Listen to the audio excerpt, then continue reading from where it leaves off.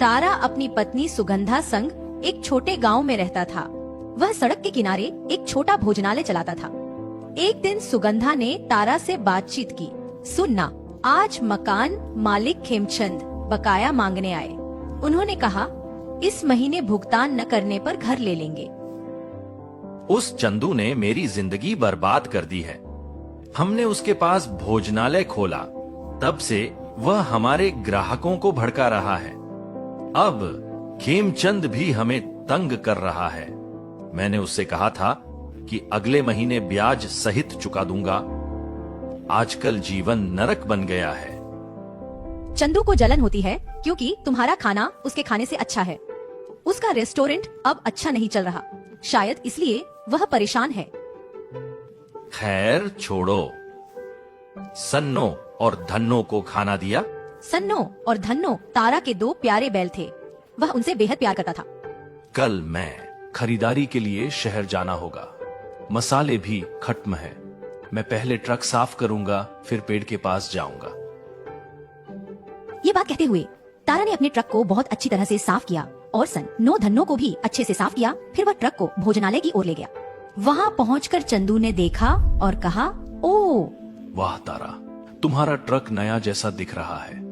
संभवतः मैं मसालों के लिए शहर जाने वाला हूँ, लेकिन ध्यान रहे, शहर के मसाले गांव के असली मसालों के मुकाबले कहीं नहीं ठहरते, तो फिर उन्हें खरीदने की जरूरत ही क्या है। तारा ओह चंदू को चिढ़ाते हुए बोली, चंदू भाई, यदि आपके मसाले वास्तव में बेहतर होते तो आपके भोजनालय में मेरी तुलना में अधिक भीड़ होती। वैसे भी जब व्यापार में मंदी आती है तो लोग अलग अलग प्रकार की बकवास बातें करना शुरू कर देते हैं। तारा, तुमने बहुत चालाकी से काम लेना शुरू कर दिया है। ओह, मुझे अब जाना होगा। उस रात जब तारा ने अपना भोजनालय बंद किया और घर चला गया, तब चंदू वहाँ आया और उसने उस जगह को आग लगा दी। जलता हुआ। जब तारा ने यह खबर सुनी तो ऐसा लगा जैसे उसके पैरों तले जमीन खिसक गई हो। अगले दिन सुबह खेमचंद तारा के दरवाजे पर पहुंच गया। मुझे तुरंत पैसे चाहिए। अब कोई बहाना नहीं चलेगा सर। कल रात मेरा भोजनालय जल गया। मैं तुरंत पैसे कैसे जुटाऊं? लेकिन खेमचंद ने उनकी बात को नहीं सुना। वह पैसे नहीं चुका सका तो उसने तारा का घर ले लिया। अब हमारे पास केवल ट्रक ही बचा है, इसके अलावा कुछ भी नहीं है। यहाँ हमारे लिए कुछ नहीं बचा। शहर चलते हैं, हम वहाँ कुछ कमा लेंगे और जब तक हमें कोई जगह नहीं मिल जाती, हम इस ट्रक में ही सो सकते हैं। तारा और सुगंधा ट्रक से शहर चली गईं, लेकिन शहर में भी तारा को कोई काम नहीं मिला। सुगंधा, ओह, कई दिन बीत गए पर नौकरी नहीं मिली। अब हमारे पैसे भी खत्म हो गए हैं। काम नहीं मिला तो क्या, चलो काम शुरू करें। हम कुछ पैसे का उपयोग करेंगे। खाने का स्टॉल लगाने के पैसे हैं। लेकिन भोजनालय कहाँ खोलें? ट्रक के अंदर।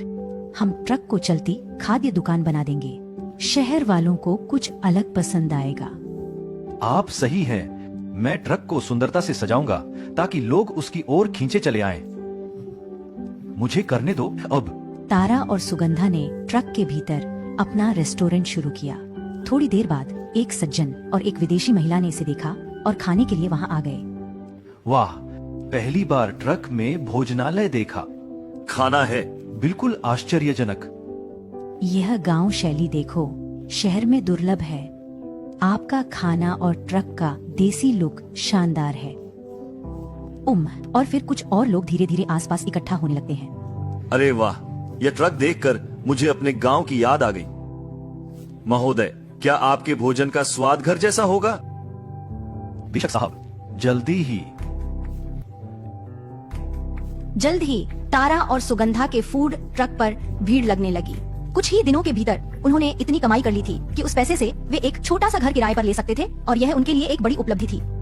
वे अपने फूड ट्रक को एक जगह से दूसरी जगह ले जाते रहे।